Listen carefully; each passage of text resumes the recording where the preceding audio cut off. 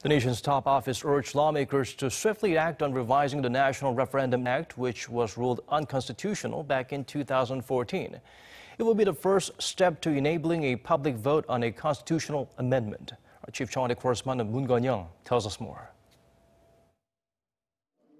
Taking last resort, with South Korea's political parties stuck in second gear with no progress in advancing forward the nation's constitutional amendment agenda, the presidential Blue House has taken a last resort, going public with its call on the legislature to at least swiftly revise the National Referendum Act, the first step to enabling a public vote on a constitutional amendment. As we near the opening of the Parliament's April extraordinary session, I've come forward today to request the National Assembly to swiftly revise the National Referendum Act. South Korea is seeking to amend the Constitution, which was last revised more than 30 years ago, and put the revision bill up for a public vote during the June 13th local elections. However, Seoul's National Assembly has been stuck on the process with the rival parties' lengthy standoff over the proposed constitutional changes, as well as over the law on national referendums. The country's law on national referendum was ruled unconstitutional in 2014 for putting a limit on the voting rights of overseas Koreans, with a court's recommendation for a revision bill.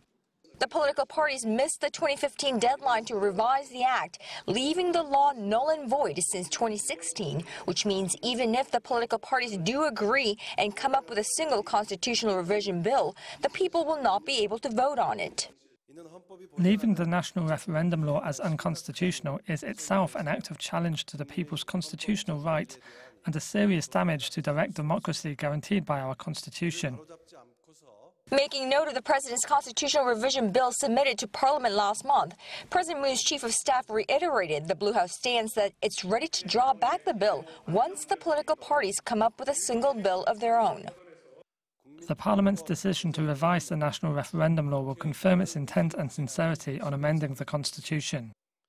The Blue House's news conference calling on Parliament to first take action on making it constitutional for Koreans to vote on various national issues is seen by many as the South Korean president putting his foot down on carrying out his campaign pledge to put to referendum a constitutional revision bill in tandem with the June 13th local elections.